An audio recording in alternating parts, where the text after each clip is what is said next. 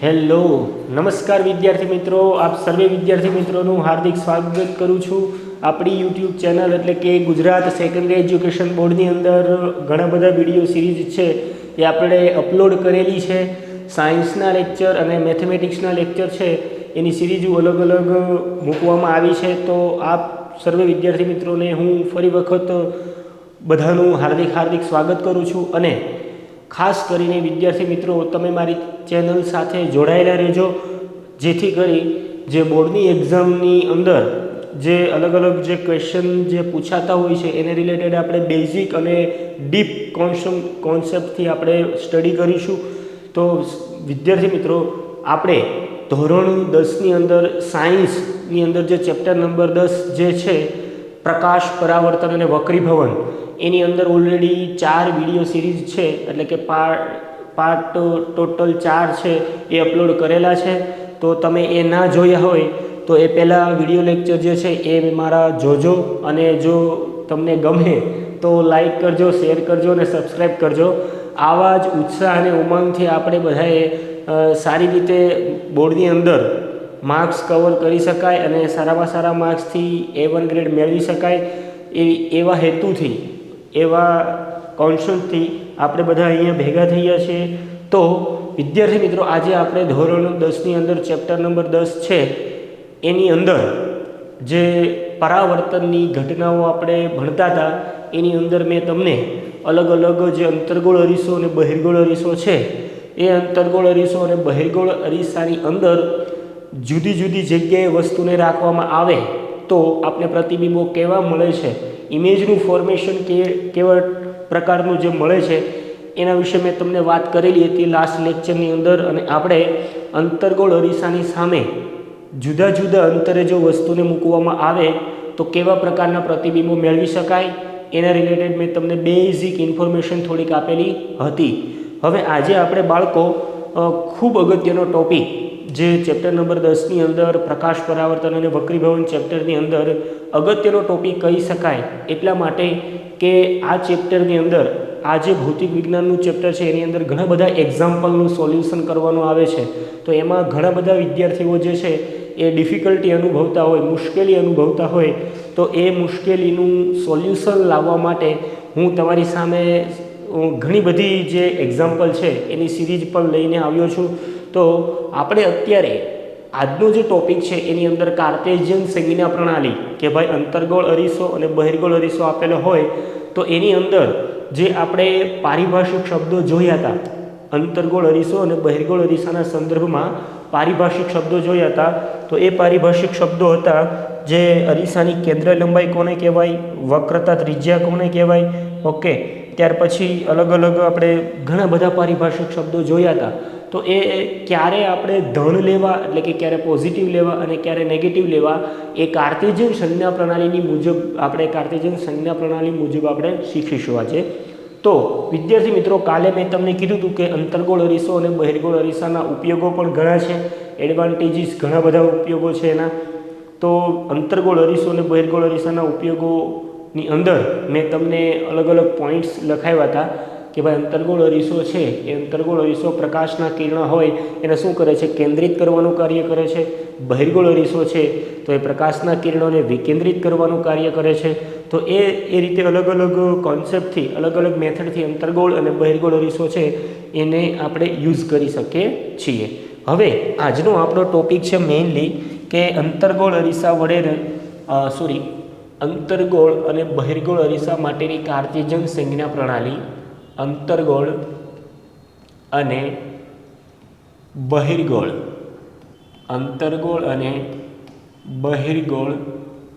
અરીસા માટેની કાર્ટેશિયન સંજ્ઞા પ્રણાલી, કાર્ટેશિયન સંજ્ઞા પ્રણાલી.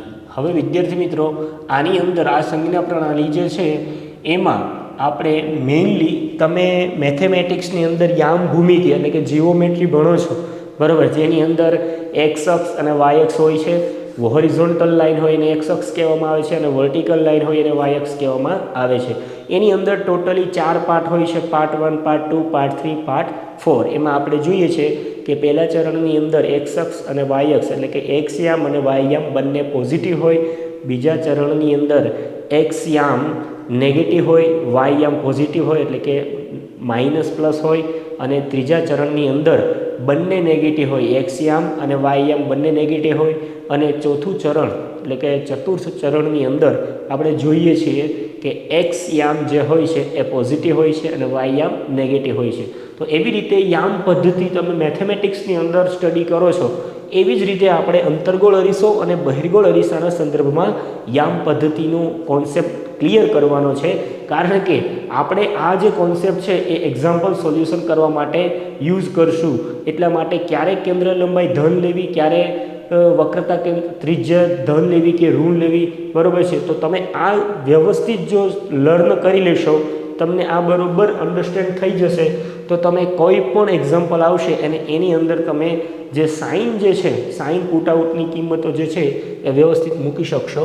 તો અંતર્ગોળ અને બહિર્ગોળ અરીસાના સંદર્ભમાં જે કાર્ટેશિયન સંજ્ઞા પ્રણાલી છે એની અંદર સૌ પ્રથમ હું તમને અહીંયા જે અરીસો જે છે એ ડ્રો કરીને બતાવું. તો આપણી પાસે અહીંયા આવી રીતે અંતર્ગોળ અરીસો છે, ઓકે, જેની અંદરની સપાટી કેવી હોય છે, પરાવર્તક હોય છે. મેં આની પહેલાંના લેક્ચરની અંદર અરીસા વિશે તમને ઘણી બધી માહિતીઓ આપેલી છે, ઓકે. તો એ વિડીયો જો ન જોયો હોય તો જોઈ લેજો અને લાઈક કરતા રહેજો, ઓકે. તો આવી રીતે અંતર્ગોળ અરીસો હોય, એ અંતર્ગોળ અરીસાની અંદરની સપાટી હોય એ પરાવર્તક હોય છે અને બહારની સપાટી પોલિશિંગ કરેલી હોય છે. અને આ અંતર્ગોળ અરીસાનું જે આ એમ અને એન જે પોઈન્ટ છે એને આપણે શું કહીએ છીએ, એને આપણે અરીસાનું દર્પણમુખ કહીએ છીએ.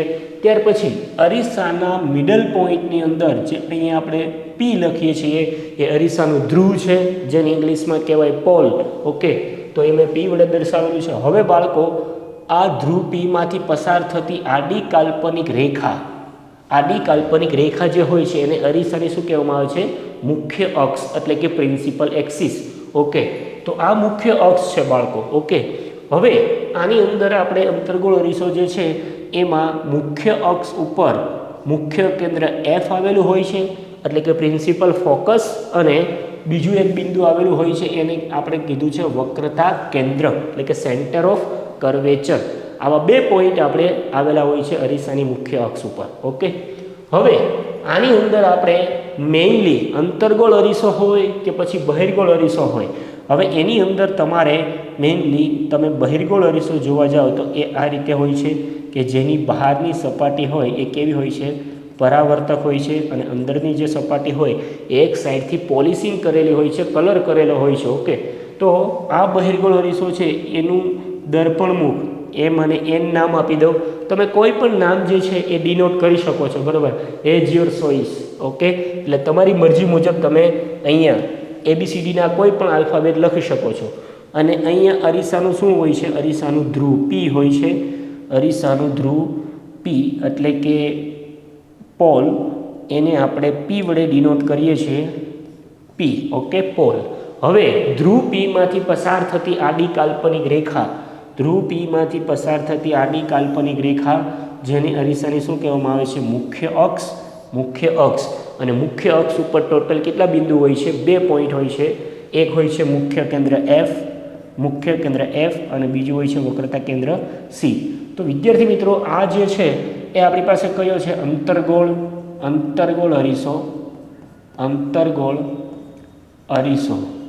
અને જે આ અરીસો છે એ આપણી પાસે કયો અરીસો છે, બહિર્ગોળ અરીસો. હવે આની અંદર આપણે શું ભણવાનું છે, કાર્ટેશિયન સંજ્ઞા પ્રણાલી, ઓકે. કાર્ટેશિયન યામ પદ્ધતિ, જીઓમેટ્રી આપણે ભણવાની છે. તો બાળકો, તમારે મેઇનલી એક વસ્તુ જે હું અહીંયા પોઈન્ટ ટુ પોઈન્ટ તમને એક્સપ્લેન કરું છું, સમજાવવાનો પ્રયત્ન કરું છું, તો તમે એ ધ્યાન આપજો કે આવી રીતે બંને અરીસાઓ છે. હવે એની અંદર તમારે જે મેથેમેટિક્સની અંદર તમે આ રીતે ભણો છો કે જે વર્ટિકલ લાઈન, આવી રીતે યામ પદ્ધતિ હોય છે, વર્ટિકલ લાઈન અને હોરિઝોન્ટલ લાઈન, ઓકે. જે હોરિઝોન્ટલ લાઈન છે એને આપણે શું કહીએ છીએ, એક્સ અક્ષ, અને આને આપણે કહી દઈશું એક્સ ડેશ.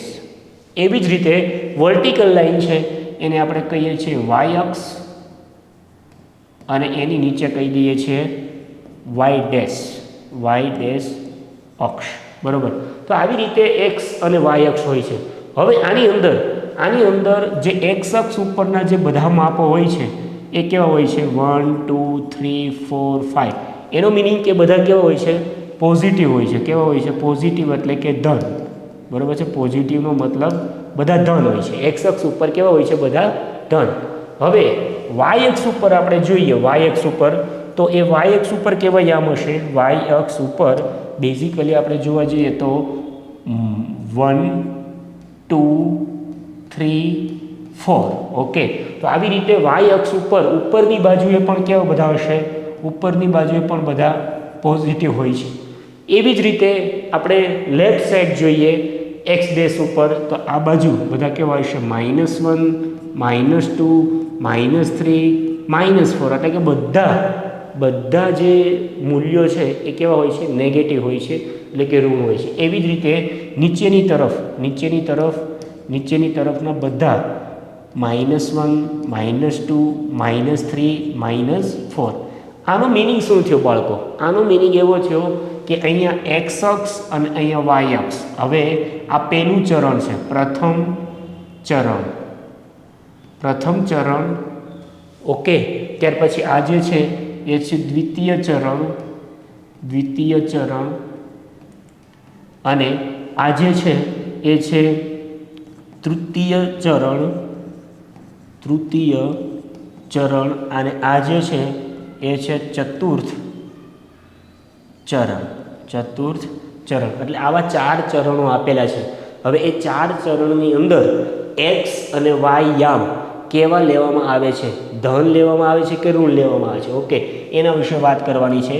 તો પ્રથમ ચરણની અંદર તમે જોવો છો આ જે એક્સ વાય સમતલ આપેલું છે, એક્સ અને વાય જે સમતલ આપેલું છે એની અંદર એક્સ યામ અને વાય યામ બંને કેવા છે? બંને પોઝિટિવ છે. એટલે પ્રથમ ચરણની અંદર આ તમારે યાદ રાખવાનું છે, બંને ધન હોય એટલે કે બંને પોઝિટિવ હોય છે. એવી જ રીતે દ્વિતીય ચરણની અંદર સૌ પ્રથમ તમારે એક્સયામ લેવાનો. દ્વિતીય ચરણમાં એક્સયામ કેવો હોય છે? નેગેટિવ અને વાયયામ કેવો હોય છે? પોઝિટિવ. તો દ્વિતીય ચરણની અંદર કેવું આવે છે? નેગેટિવ અને પોઝિટિવ. એવી રીતે તૃતીય ચરણ છે, તૃતીય ચરણમાં પણ એક્સ વાય સમતલ આપેલું છે તો એમાં એક્સયામ કેવા છે? નેગેટિવ છે, -1 -2 -3 -4. એવી રીતે અહીંયા વાયયામ પણ કેવા છે? નેગેટિવ છે. એટલે તૃતીય ચરણની અંદર બંને કેવા થશે? નેગેટિવ, એટલે કે માઇનસ. એવી જ રીતે ચતુર્થ ચરણ છે એની અંદર એક્સયામ કેવા હોય છે? +1 +2 +3 +4 +5. ઓકે, એવી જ રીતે અહીંયા વાયયામ જે છે એ નેગેટિવ છે. એટલે ચતુર્થ ચરણની અંદર એક્સયામ પોઝિટિવ અને વાયયામ નેગેટિવ હોય છે. તો આવી રીતે તમે મેથેમેટિક્સની અંદર યામ પદ્ધતિ ભણો છો, એટલે કે જીઓમેટ્રી આવી રીતે તમે ભણો છો. આ સેમ કોન્સેપ્ટ છે એ આપણે અરીસાના સંદર્ભમાં યુઝ કરવાનો છે. તો વિદ્યાર્થી મિત્રો, આ અરીસાના સંદર્ભમાં આ યામ પદ્ધતિનો જે કોન્સેપ્ટ છે એની અંદર તમને એક પણ વસ્તુ અહીંયા ખબર છે કે બંને એક્સ અક્ષ અને વાય અક્ષ બંને જ્યાં ભેગું થાય, બરાબર, જ્યાં ટચ કરે એટલે કે જ્યાં બંને ક્રોસ થાય તેને આપણે શું કહીએ છીએ? ઉગમ બિંદુ ઓનો મતલબ થાય ઓરિજિન ઓ, બરાબર છે. તો અહીંયા ઉગમ બિંદુ ઓ જે છે એ બંને અક્ષ જ્યાં પરપેન્ડિક્યુલર જ્યાં ક્રોસ થાય છે તેને આપણે શું કહીએ છીએ? એક્સ અને વાય અક્ષનું ઓરિજિન એટલે ઉગમ બિંદુ. ત્યાં બંને અક્ષના એક્સયામ અને વાયયામ બંને કેવા હોય છે?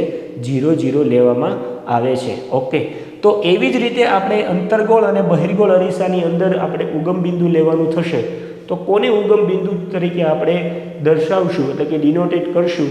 તો એના વિશે હવે વાત કરું તો અંતર્ગોળ અને બહિર્ગોળ અરીસાની અંદર હું તમને પોઈન્ટ લખું છું. એ પોઈન્ટ ટુ પોઈન્ટ આપણે ક્લિયર કરવાનું છે કે ક્યારે આપણે આ જે અંતર્ગોળ અરીસો જે છે એની અંદર ક્યારે જે કિંમતો હોય એ પોઝિટિવ લેવાની થાય અને ક્યારે નેગેટિવ લેવાની થાય, બરાબર. કારણ કે આ કોન્સેપ્ટ તમે ભૂલતા નહીં. જો તમારે એક્ઝામ્પલ સોલ્યુશન કરતાં શીખવું હોય બેસ્ટ રીતે, સારી રીતે, તો તમે આ જે કોન્સેપ્ટ છે ઓકે, એને તમે રિમેમ્બર, લાઈફ ટાઈમ રિમેમ્બર રાખજો, એટલે યાદ રાખજો, બરાબર. તો હવે આપણે જોઈએ, હું તમને પોઈન્ટ ટુ પોઈન્ટ ક્લિયર કરતો જાઉં અને મારી સાથે તમે પેન અને તમારી જે નોટબુક હોય બનાવેલી એ નોટબુકમાં લખતા જજો, કે જેથી કરીને તમને યાદ રહી જાય અને સારી રીતે લાઈફ ટાઈમ એક્ઝામ સુધી તમને ભૂલાય નહીં એવી રીતે, બરાબર. તો હવે હું અહીંયા પોઈન્ટ ટુ પોઈન્ટ લખું છું કે આપણે આ અંતર્ગોળ અરીસો અને બહિર્ગોળ અરીસાની અંદર ઉગમ બિંદુ તરીકે કોને લઈશું? તો અહીંયા આપણે અંતર્ગોળ અને બહિર્ગોળ અરીસાની અંદર અંતર્ગોળ અને બહિર્ગોળ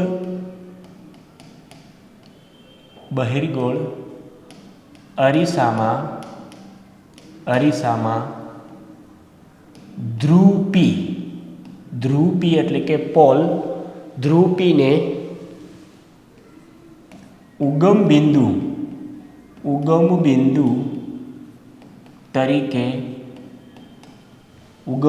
તરીકે લેવામાં આવે છે. ઓકે, અંતર્ગોળ અને બહિર્ગોળ અરીસામાં ધ્રુવ પીને ઉગમ બિંદુ તરીકે લેવામાં આવે છે. એનો મતલબ શું? કે ઉગમ બિંદુ પીથી બધા જ અંતરો આપણે અલગ અલગ રીતે માપન કરવાના છે, મેઝરમેન્ટ કરવાના છે. ઓકે, હવે આ આપણું ઉગમ બિંદુ પી છે અરીસાની અંદર. ઓકે, જો આ અંતર્ગોળ અરીસો જે છે એ અંતર્ગોળ અરીસાની અંદર ઉગમ બિંદુ પી છે, તો અંતર્ગોળ અરીસામાં આપણે વસ્તુ ક્યાં રાખતા હતા? આ ધ્રુવ પી છે એ ધ્રુવ પીથી લેફ્ટ સાઈડ એટલે કે ડાબી બાજુ. ઓકે, તો ધ્રુવ પીથી વસ્તુને હંમેશા ડાબી બાજુએ રાખવામાં આવે છે. તો બીજો પોઈન્ટ આપણો થશે કે અંતર્ગોળ અરીસો હોય કે બહિર્ગોળ અરીસો હોય, એમાં વસ્તુને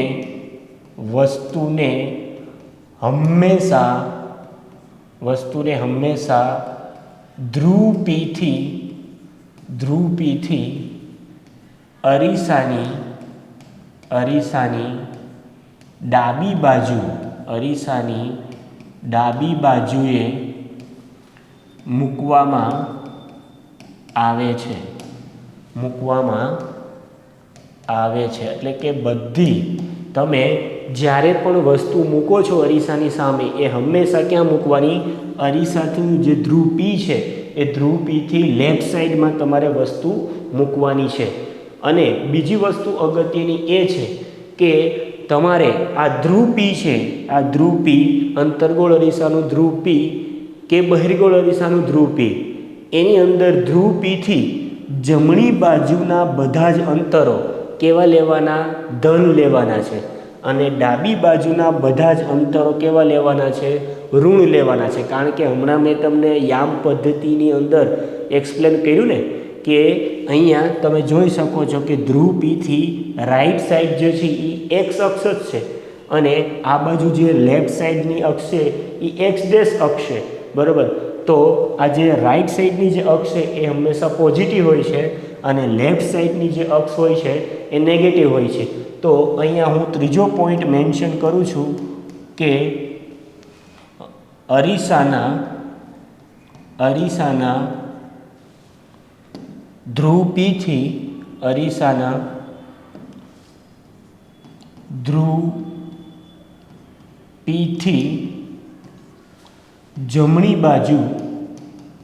પીથી જમણી બાજુના માપ ધન અને ડાબી બાજુના માપ ઋણ એટલે કે નેગેટિવ ઋણ લેવામાં આવે છે. ઓકે, આ સમજાણું તમને? ક્લિયર થયું વસ્તુ? તમારે આ ધ્રુવ પી છે એને તમારે ઉગમ બિંદુ તરીકે લેવાનું છે, અને એ ધ્રુવ પીથી લેફ્ટ સાઈડના જે અંતરો હોય એ તમારે નેગેટિવ લેવાના છે, અને ધ્રુવ પીથી રાઈટ સાઈડના જે બધા માપ છે એ તમારે પોઝિટિવ લેવાના છે. અને બીજી એક વસ્તુ કે અરીસામાં તમે અહીંયા વસ્તુને તમે મૂકો છો, આ બાજુ જે ડાબી બાજુ તમે વસ્તુને આવી રીતે મૂકો છો, તો વસ્તુ તમે અપરાઇટ મૂકો છો, અપરાઇટ એટલે કે ઉપરની બાજુએ, ઓકે, આવી રીતે વસ્તુ તમે મૂકેલી છે, તો આ વસ્તુ જે તમે મૂકેલી છે એ અને બી સાઇઝની એ ઉપર તરફ મૂકેલી છે, તો મેં તમને આગળ યામ પદ્ધતિમાં બતાવ્યું હતું કે વાય યામ જે હોય છે ઉપરની બાજુએ, આવી રીતે તમારે એક પ્રકારે યામ પદ્ધતિ જ યાદ રાખવાની છે કે આ જે છે અરીસાની અંદર ધ્રુવ પી અને આ જે અક્ષ છે એ મુખ્ય અક્ષને કહી દેવાનું એક્સ અક્ષ, એવી જ રીતે ઊભી જે વર્ટિકલ લાઇન જે છે એને કહી દેવાનું તમારે વાય અક્ષ, બરાબર. તો એક્સ અક્ષ અને વાય અક્ષ તમારે આવી રીતે આપેલી છે, તો એની અંદર જે ઉપરની બાજુએ તમે વસ્તુ રાખેલી છે, તો એ વસ્તુ જે છે એ વસ્તુની ઊંચાઈ હંમેશા તમારે ધન લેવાની થશે. પરંતુ અંતર્ગોળ અરીસાની અંદર જે તમને પ્રતિબિંબો મળતા હતા એ પ્રતિબિંબો કેવા મળતા હતા? ઉલટા મળતા હતા, આવી રીતે નીચેની તરફ, બરાબર, વાસ્તવિક અને ઉલટા પ્રતિબિંબ મળતા હતા. તો એની અંદર જે વસ્તુની ઊંચાઈ છે એ નેગેટિવ લેવામાં આવે છે, બરાબર.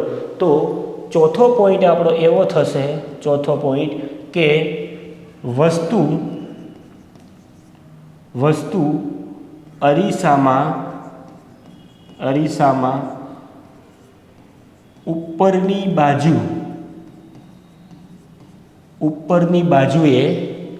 બાજુએ રાખેલ હોવાથી વસ્તુની ઊંચાઈ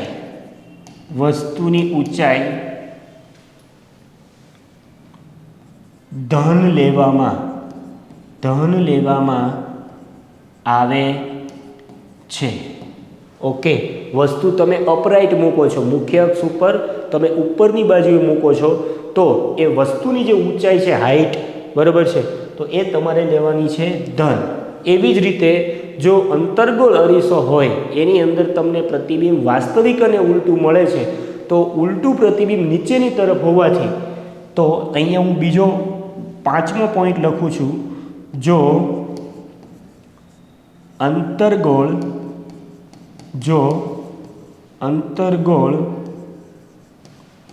અરીસામાં પ્રતિબિંબ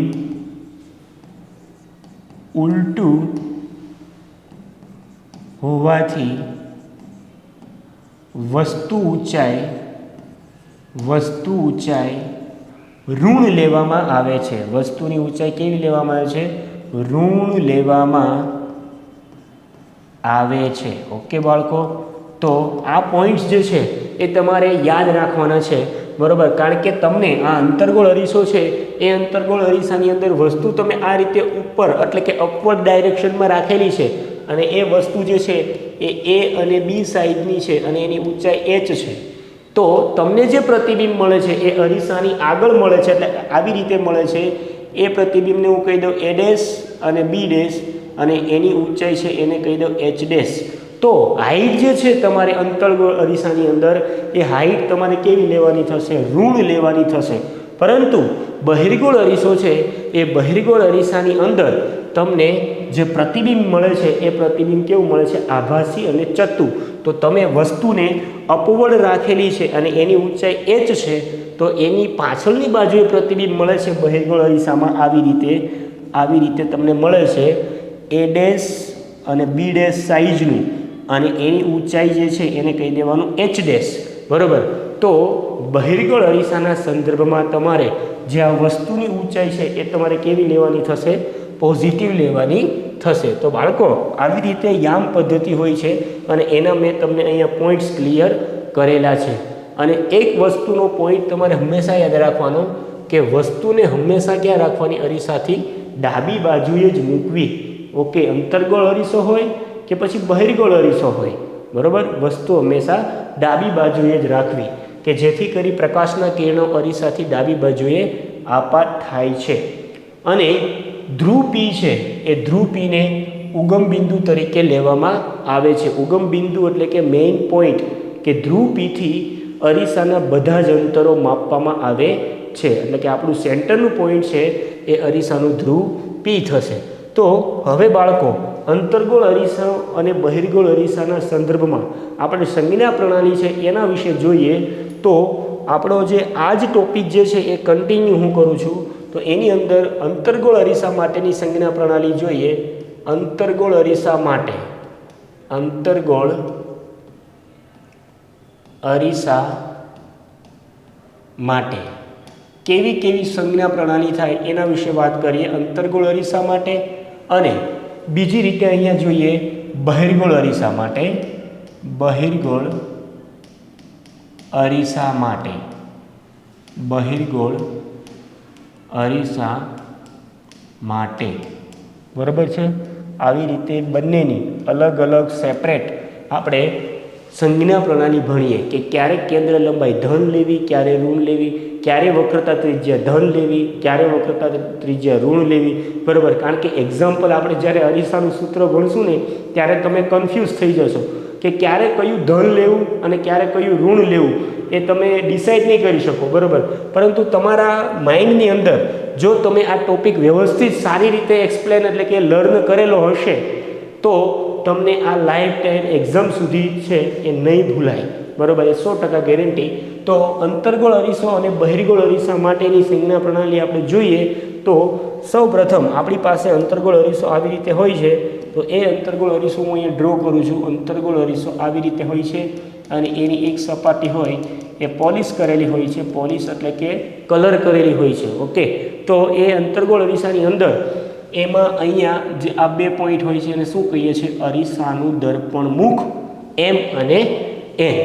ઓકે, હવે આ અંતર્ગોળ અરીસાની અંદર આ અરીસાનું ધ્રુવ પી છે.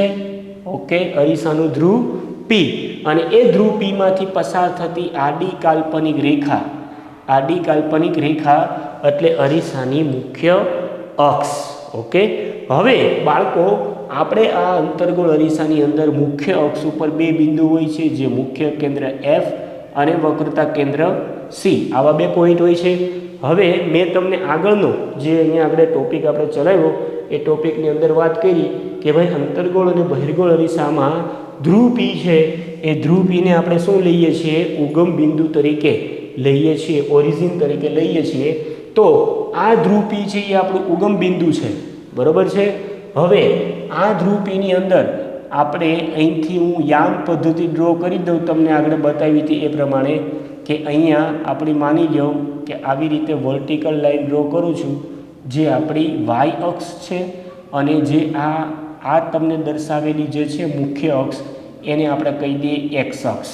ઓકે, આને આપણે કહી દઈએ એક્સ અક્ષ અને મિડલમાં જે પોઈન્ટ છે એ અરીસાનું શું છે? ઉગમ બિંદુ છે. તો હવે આના ઉપરથી તમે ડિસાઇડ કરી શકશો કે આ ધ્રુવ Pથી ડાબી બાજુ, ધ્રુવ Pથી ડાબી બાજુ આપણે વસ્તુ મૂકવાની છે. તો આપણે વસ્તુ આવી રીતે મૂકીએ છીએ, વસ્તુ A અને B અને એની ઊંચાઈ એટલે કે હાઈટ કહી દઈએ h. બરાબર, ડન. હવે આ જે અરીસો છે અંતર્ગોળ અરીસો એની અંદર તમને પ્રતિબિંબો કેવા મળે છે? પ્રતિબિંબ આવી રીતે ઉલટા મળે છે, ઊંધા. બરાબર છે, આવી રીતે ઊંધા પ્રતિબિંબો મળે છે અને વાસ્તવિક મળે છે. તો આ પ્રતિબિંબ છે એ પ્રતિબિંબને હું કહી દઉં A' અને B' અને એની ઊંચાઈ જે છે હાઈટ એને કહી દઉં H'. ઓકે, આ જે છે એ આપણી વસ્તુ છે અને આ જે છે એ આપણું શું છે? પ્રતિબિંબ. પ્રતિબિંબ. ઓકે બાળકો, તો આટલી વસ્તુ આપણે અંતર્ગોળ અરીસાની અંદર ક્લિયરલી મળે છે. હવે આપણે બધા અંતરો માપવાના છે. બરાબર, તો સૌ પ્રથમ આપણે પહેલું અંતર માપવાનું છે કે વસ્તુ અંતર. વસ્તુ અંતર એટલે કે ઇમેજ ડિસ્ટન્સ. વસ્તુ અંતર આપણે માપવાનું છે અને વસ્તુ અંતરને હંમેશા બાળકો યુ સંજ્ઞા વડે દર્શાવવામાં આવે છે. વસ્તુ અંતરને યુ સંજ્ઞા વડે દર્શાવવામાં આવે છે. તો હવે બાળકો તમે મને કહો, આ ધ્રુવ Pથી અહીંયા સુધીનું જે અંતર છે, ધ્રુવ Pથી અહીંથી અહીંયા સુધીનું જે અંતર છે એને શું કહેવામાં આવે છે? વસ્તુ અંતર. બરાબર, અને એ વસ્તુ અંતર અંતર્ગોળ અરીસા માટે માઇનસ થશે. કેવું થશે? માઇનસ. કારણ એટલા માટે કારણ કે ધ્રુવ Pથી ડાબી બાજુના માપ કેવા હોય છે? ઋણ હોય છે, એટલા માટે. બરાબર, તો વસ્તુ અંતર છે એ માઇનસ થશે. ત્યાર પછી તમે અહીંથી ધ્રુવ પીથી અહીંયા તમને પ્રતિબિંબ મળે છે, એટલે કે પ્રતિબિંબ પણ અરીસાથી ડાબી બાજુએ જ મળે છે, તો પ્રતિબિંબ અંતર પણ કેવું થશે? ઋણ થશે, બરાબર. તો નેક્સ્ટ પોઈન્ટ હું લખું છું, પ્રતિબિંબ અંતર, જેને આપણે સ્મોલ વી વડે દર્શાવશું. પ્રતિબિંબ અંતર સ્મોલ વી એ પણ આપણે -v લઈશું, બરાબર, કારણ કે એ પણ અરીસાથી ડાબી બાજુએ આપણે મળે છે એટલા માટે. રેડી? ક્લિયર થતું જાય છે તમને? બીજી વસ્તુ, હવે કેન્દ્ર લંબાઈ, અરીસાની કેન્દ્ર લંબાઈ, એટલે કેન્દ્ર લંબાઈ કોને કહેવાય? તો કેન્દ્ર લંબાઈ એટલે જે ધ્રુવ P અને મુખ્ય કેન્દ્ર F વચ્ચેનું જે અંતર હોય છે, ડિસ્ટન્સ, એને આપણે શું કહીએ છીએ? અરીસાની કેન્દ્ર લંબાઈ એટલે કે ફોકલ લેન્થ, બરાબર. તો અંતર્ગોળ અરીસા માટેની કેન્દ્ર લંબાઈ, અંતર્ગોળ અરીસા માટેની કેન્દ્ર લંબાઈ એટલે કે ફોકલ લેન્થ, જેને આપણે સ્મોલ f વડે બતાવશું, તો એ પણ કેવી થશે? એ પણ ઋણ થશે બાળકો. શા માટે? તો એનું રીઝન છે કે ધ્રુવ P થી આપને આ બાજુ ડાબી બાજુએ આપને પ્રતિબિંબ મળે છે. એ પ્રતિબિંબ ડાબી બાજુ મળતું હોવાથી અંતર્ગોળ અરીસા માટેની કેન્દ્ર લંબાઈ પણ કેવી થશે? ઋણ થશે. એટલે એને આપણે માઇનસ સ્મોલ f વડે બતાવશું, બરાબર છે? આ ક્લિયર થતું જાય છે ને? હા, તો મારી સાથે નોટ પેન લઈને લખતા રહેજો, જેથી કરીને તમને પરીક્ષાની અંદર સારી રીતે ભૂલાય નહીં અને તમને યાદ રહે લાઈફ ટાઈમ, બરાબર. હવે વસ્તુ અંતર થઈ ગયું, પ્રતિબિંબ અંતર થઈ ગયું, કેન્દ્ર લંબાઈ થઈ ગયું. હજી એક ટર્મ આપણી બાકી રહી, વક્રતા ત્રિજ્યા, રેડિયસ ઓફ કર્વેચર, બરાબર છે. તો એ રેડિયસ ઓફ કર્વેચર છે, એ રેડિયસ ઓફ કર્વેચર કહેવાય કોને? તો કે ધ્રુવ P થી જે વક્રતા કેન્દ્ર C છે, ધ્રુવ P થી C સુધીનું જે અંતર હોય એને શું કહેવામાં આવે છે? વક્રતા ત્રિજ્યા R કહેવામાં આવે છે. તો એ વક્રતા ત્રિજ્યા જે છે, વક્રતા ત્રિજ્યા એટલે કે રેડિયસ ઓફ કર્વેચર, એને કેપિટલ R વડે દર્શાવવામાં આવે છે, કેપિટલ R વડે. તો એ વક્રતા ત્રિજ્યા પણ આપણે અરીસાથી ક્યાં મળે છે? ડાબી બાજુએ છે બાળકો. જે આ ધ્રુવ P છે, એ ધ્રુવ P થી ડાબી બાજુના બધા અંતરો ધન હોય છે, ધ્રુવ P થી જમણી બાજુના બધા જ અંતરો કેવો હોય છે? ઋણ હોય છે, ધન હોય છે, અને આ બાજુના બધા અંતરો ઋણ હોય છે, બરાબર. તો એવી રીતે મેં તમને હજી આગળ જ હમણાં એક યામ પદ્ધતિ, એક્સ અને વાય અક્ષ ઉપરની યામ પદ્ધતિ જે છે એ કેવી રીતે લેવામાં આવે છે મેં તમને બતાવ્યું. તો વક્રતા ત્રિજ્યા જે છે એ અંતર્ગોળ અરીસા માટે કેવી થશે? -r લેવાની થશે, બરાબર. તો -r આવશે. તો આપણી પાસે 4 પોઈન્ટ થઈ ગયા. હજી આપણે બાકી છે વસ્તુ ઊંચાઈ અને પ્રતિબિંબ ઊંચાઈ. તો વસ્તુ ઊંચાઈ એટલે આપણે h કહી દઈશું, સ્મોલ h, અને પ્રતિબિંબ ઊંચાઈ એટલે એને આપણે કહી દઈશું h', બરાબર. તો હવે એ વસ્તુ ઊંચાઈ અને પ્રતિબિંબ ઊંચાઈ એના વિશે વાત કરીએ. તો વસ્તુ ઊંચાઈ સ્મોલ h વડે બતાવશું. તો હવે તમે જોઈ શકો છો વસ્તુની ઊંચાઈ જે છે એ ઉપરની તરફ છે, બરાબર છે. વસ્તુની ઊંચાઈ ક્યાં છે? અપવર્ડ ડાયરેક્શનમાં છે, ઉપરની તરફ. તો અહીંયા ઉપરની તરફ જે છે, અહીંયા x અક્ષ છે, અહીંયા y અક્ષ છે, બરાબર, y અક્ષ. અને y અક્ષના યામ કેવા હોય છે બાળકો? પોઝિટિવ હોય છે, ધન હોય છે. તો ઉપર તરફનું જે આ બધા અંતરો જે છે એ કેવા લેવાના થશે? ધન લેવાના થશે. એટલે વસ્તુની ઊંચાઈ છે એ આપણે +h લઈશું, બરાબર, +h વડે દર્શાવશું. એવી જ રીતે આપણે પ્રતિબિંબ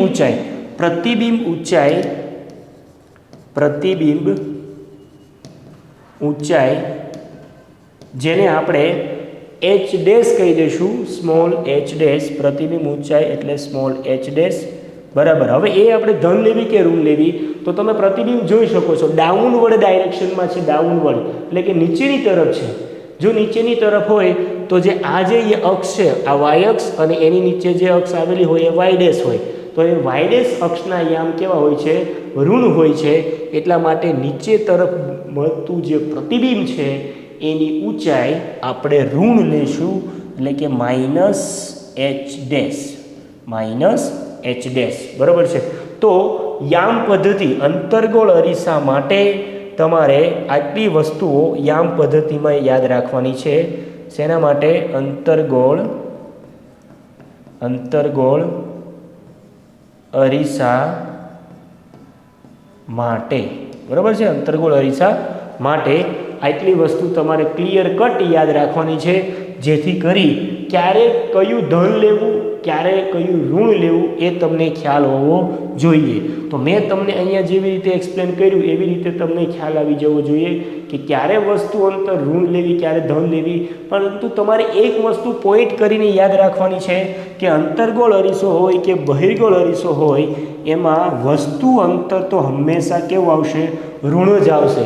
એની પાછળનું રીઝન એ છે કે અંતર્ગોળ અરીસો હોય કે બહિર્ગોળ અરીસો હોય, વસ્તુ હંમેશા ધ્રુવ પીથી ડાબી બાજુએ જ રાખવામાં આવે છે.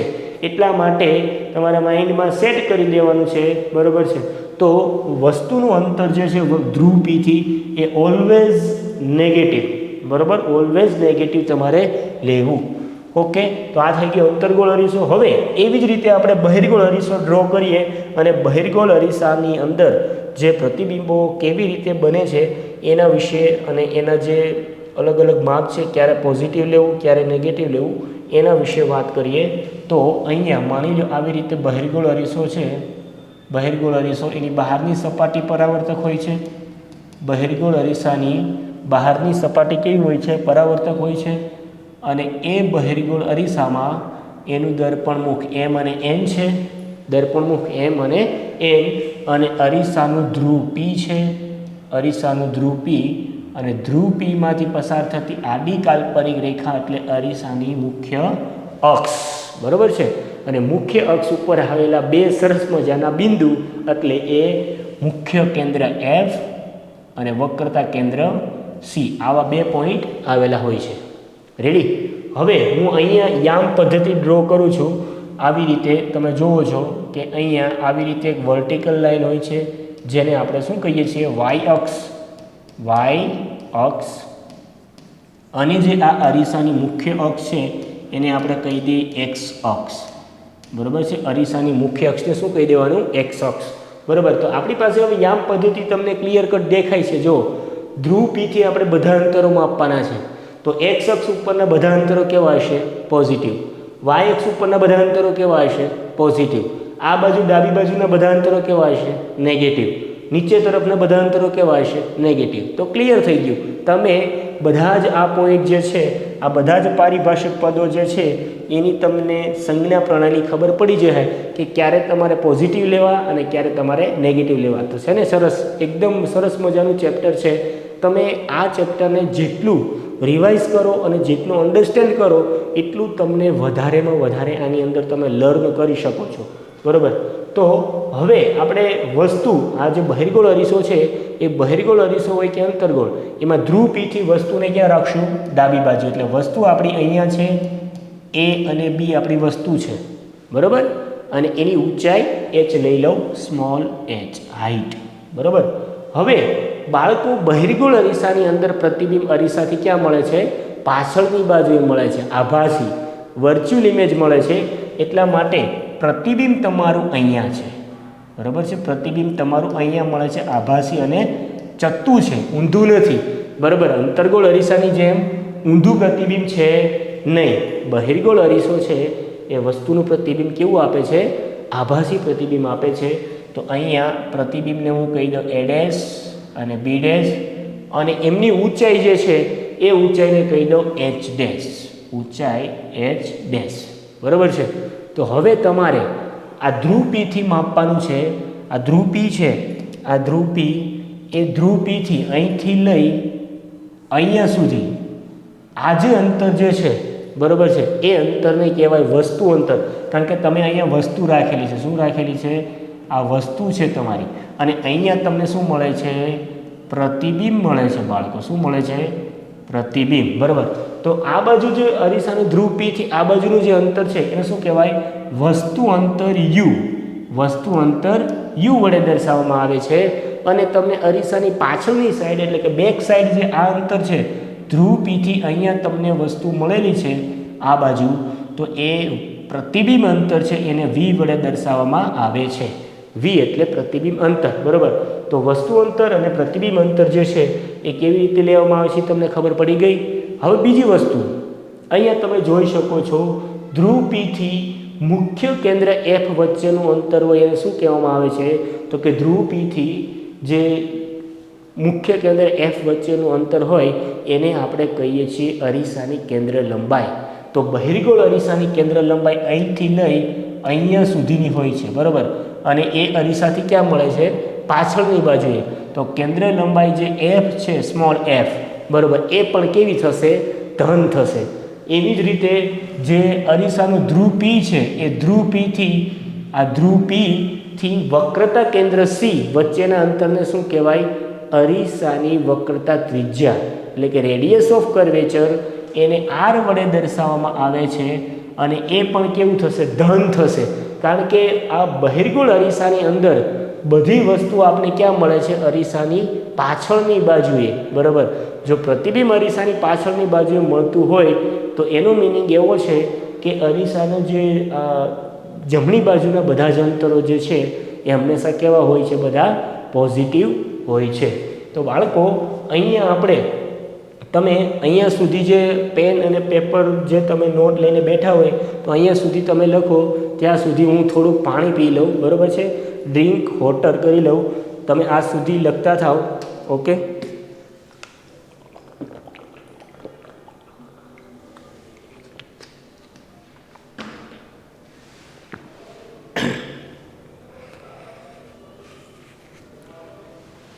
ઓકે બાળકો, જુઓ ફરી વખત.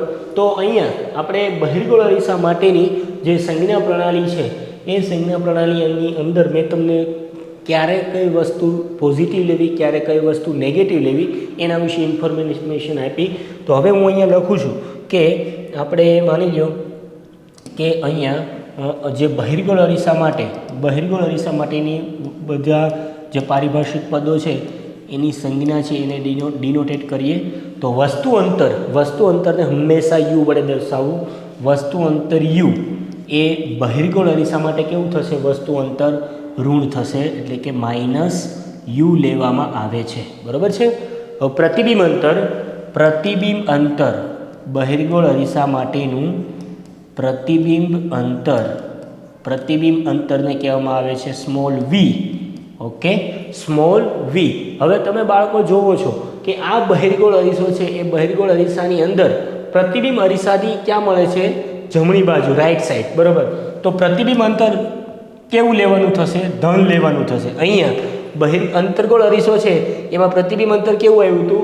નેગેટિવ આવ્યું હતું. પરંતુ અહીંયા તમે જુઓ છો બહિર્ગોળ અરીસાની અંદર પ્રતિબિંબ અરીસાથી રાઈટ સાઈડ મળે છે, એટલા માટે પ્રતિબિંબ અંતર તમારે +v લેવાનું થશે, એટલે કે પોઝિટિવ લેવાનું થશે, બરાબર. ત્યાર પછી ત્રીજી ટર્મ હતી કેન્દ્ર લંબાઈ. અરીસાની કેન્દ્ર લંબાઈ, જેને સ્મોલ f વડે દર્શાવવામાં આવે છે. અરીસાની કેન્દ્ર લંબાઈ એટલે શું? તો કેન્દ્ર લંબાઈ એટલે કે ધ્રુવ P થી મુખ્ય કેન્દ્ર F વચ્ચેનું જે અંતર હોય, ડિસ્ટન્સ, એને અરીસાની શું કહેવાય? કેન્દ્ર લંબાઈ. તો જે બહિર્ગોળ અરીસો છે એની કેન્દ્ર લંબાઈ પણ અરીસાથી જમણી બાજુએ મળતી હોવાથી કેન્દ્ર લંબાઈ પણ આપણે કેવી લેશું બાળકો? પોઝિટિવ, એટલે કે +f, બરાબર છે. ઓકે, ત્યાર પછી નેક્સ્ટ વક્રતા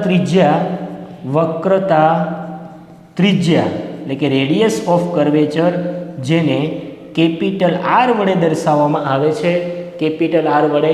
તો વક્રતા ત્રિજ્યા એટલે ધ્રુવ P થી વક્રતા કેન્દ્ર C સુધીનું જે અંતર છે એને વક્રતા ત્રિજ્યા કહેવામાં આવે છે. અને એ વક્રતા ત્રિજ્યા પણ કેવી હોય છે બાળકો? એ ધ્રુવ P થી ક્યાં મળે છે? રાઈટ સાઈડ મળે છે. જો લેફ્ટ સાઈડ મળતી હોત તો નેગેટિવ આવત, જો રાઈટ સાઈડ મળે છે એટલા માટે એ બધા અંતરો કેવા આવશે? પોઝિટિવ. તો વક્રતા ત્રિજ્યા પણ કેવી થશે? પોઝિટિવ r, એટલે કે +r, બરાબર છે. ત્રીજું. ચોથું કે વસ્તુ ઊંચાઈ, જેને આપણે સ્મોલ h વડે દર્શાવીએ છીએ. વસ્તુ ઊંચાઈ જે છે એ વસ્તુ ઊંચાઈ અહીંયા તમે જુઓ છો ઉપરની તરફ છે, બરાબર. અને ઉપરની તરફ એટલે આ જે વસ્તુ ઊંચાઈ h છે એ આ y અક્ષ જે છે એને સમાન છે, બરાબર. એટલે y અક્ષ ઉપરની તરફ કેવી હોય છે? પોઝિટિવ હોય છે. એટલે વસ્તુ ઊંચાઈ પણ તમારે કેવી લેવાની છે? પોઝિટિવ, એટલે કે +h, બરાબર. હવે પ્રતિબિંબ ઊંચાઈ પ્રતિબિંબ ઊંચાઈ, બરાબર છે. પ્રતિબિંબ ઊંચાઈ છે એને આપણે h ડેશ વડે દર્શાવીએ તો એ પ્રતિબિંબ ઊંચાઈ. પ્રતિબિંબ ક્યાં મળે છે તમે જુઓ, અરીસાથી રાઈટ સાઈડ, બરાબર. અને એ પ્રતિબિંબ પણ કેવું છે, અપવર્ડ ડાયરેક્શનમાં છે, ઉપરની તરફ. તો પ્રતિબિંબ ઊંચાઈ પણ કેવી આવશે બાળકો, યાદ રાખજો, ધન જ આવશે. પ્રતિબિંબ ઊંચાઈ પણ પ્લસ h ડેશ જ આવશે, બરાબર. તો આ બધા ક્રાઇટેરિયા જે છે એ બહિર્ગોળ અરીસા માટેના છે. બહિર્ગોળ અરીસાની અંદર તમારે ફક્ત ને ફક્ત એક જ વસ્તુ યાદ રાખવાની છે કે બહિર્ગોળ અરીસાની અંદર વસ્તુ અંતર u જે છે એ જ ખાલી નેગેટિવ આવશે, બાકી બધી કિંમતો જે છે, બધી જ વેલ્યુ જે છે એ પોઝિટિવ આવશે. જ્યારે અંતર્ગોળ અરીસાની અંદર તમે જોઈ શકો છો કે ખાલી બે જ વસ્તુ પોઝિટિવ છે, બરાબર. એક જ વસ્તુ પોઝિટિવ છે, કઈ વસ્તુની ઊંચાઈ એક જ પોઝિટિવ છે, બાકી બધું નેગેટિવ. તો આ બધા ફેક્ટર જે છે એ થઈ ગયા બહિર્ગોળ અરીસા માટેના. બહિર્ગોળ અરીસો, બરાબર. તો બહિર્ગોળ અરીસા માટેની આ સંજ્ઞા પ્રણાલી થઈ ગઈ. સરસ મજાની સંજ્ઞા પ્રણાલી છે. તમારે આ જ વસ્તુ જે છે એ સમજવાની છે, બરાબર છે. આ જ વસ્તુ જે છે એ તમારે ક્લિયર આઉટ કરવાની છે. તો એના થકી તમને વ્યવસ્થિત જે અરીસાનું સૂત્ર છે અને એક્ઝામ્પલ સોલ્યુશન કરવાનું થશે ત્યારે તમે થોડી પણ ડિફિકલ્ટી અનુભવશો નહીં, બરાબર. જો તમને સાઇન કન્વેન્શન મૂકતા નહીં આવડે તો તમે એક એક વસ્તુની અંદર ભૂલ કરશો અને એક્ઝામ્પલ પૂછાશે તો તમને આવડશે નહીં, જેથી કરી બોર્ડની અંદર તમારા માર્ક્સ છે એ કટ આઉટ થઈ શકે છે, બરાબર. તો આ વસ્તુ જે છે એ અગત્યની છે.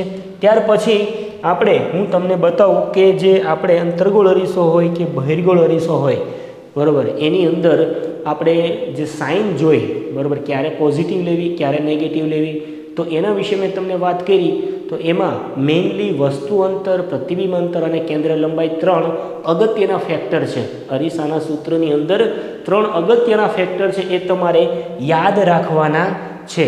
એ અરીસાનું જે સૂત્ર છે એને આપણે મેથેમેટિકલી પ્રૂવ કરશું કે કેવી રીતે એ જે અરીસાનું સૂત્ર છે 1/u + 1/v બરાબર 1/f એ કેવી રીતે મળે છે એને આપણે મેથેમેટિકલી પ્રૂવ કરશું.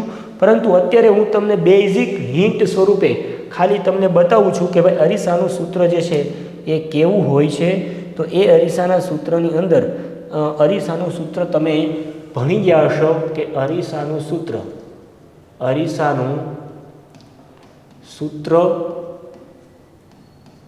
અને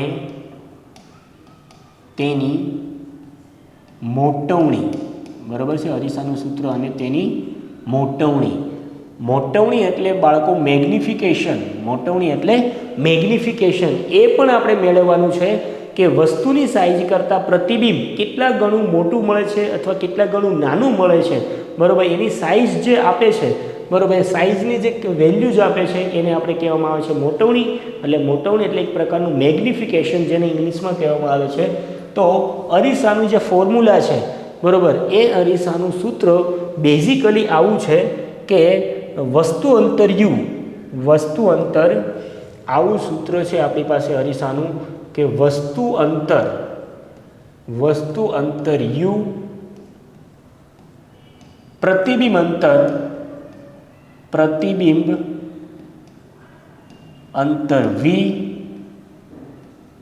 અને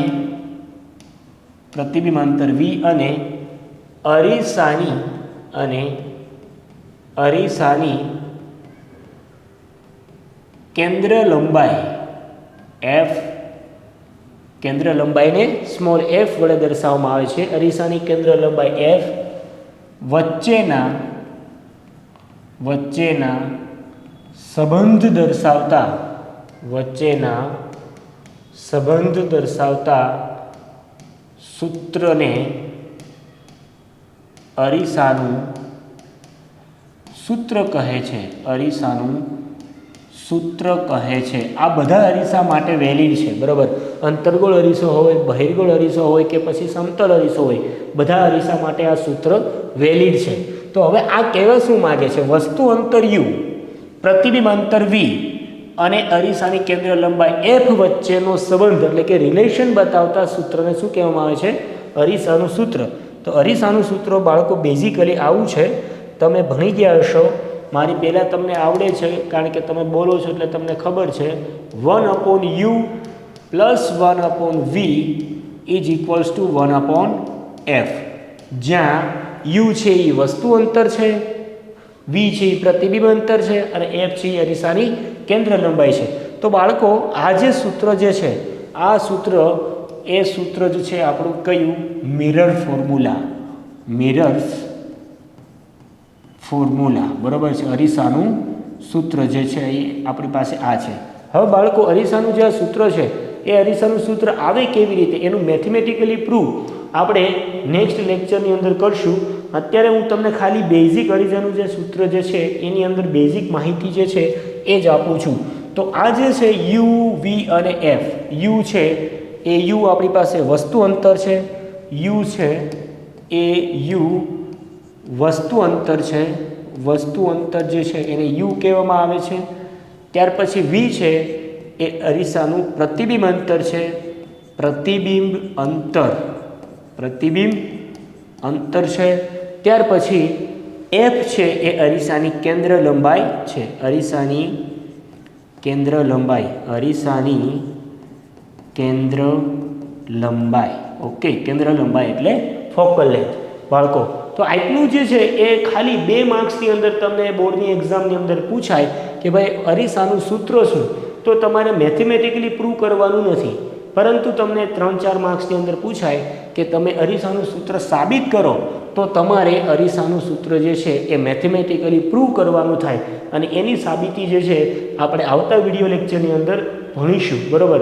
અને બીજી વસ્તુ કે આ જે અરીસાનું સૂત્ર છે એમાં મોટવણી શું કહેવા માગે છે, તો મોટવણી છે એ પણ એક અગત્યનું ફેક્ટર છે.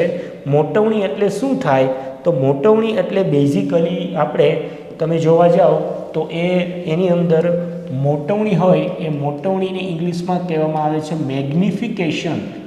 મોટવણી એને કહેવામાં આવે છે ઇંગ્લિશમાં મેગ્નિફિકેશન, બરાબર છે. એટલે મોટવણી થાય. હવે મોટવણી એટલે પ્રતિબિંબ ઊંચાઈ અને વસ્તી ઊંચાઈનો ગુણોત્તર, એને મોટવણી કહેવામાં આવે છે. કે વસ્તુ કરતાં પ્રતિબિંબ કેવડી સાઇઝનું અથવા કેવડું વિવર્ધિત અથવા કેવડું નાનું મળે છે એનું મૂલ્ય આપે છે. તો મોટવણીનું સૂત્ર જે છે મોટવણી એટલે એને આપણે એમ વડે દર્શાવશું. મોટવણીને સ્મોલ એમ વડે દર્શાવવામાં આવે છે અને એનું સૂત્ર છે મોટવણી એમ બરાબર, હું પહેલાં આવી રીતે ડાયરેક્ટ સૂત્ર જ લખું છું એટલે તમને વ્યવસ્થિત ક્લિયર થાય. મોટવણી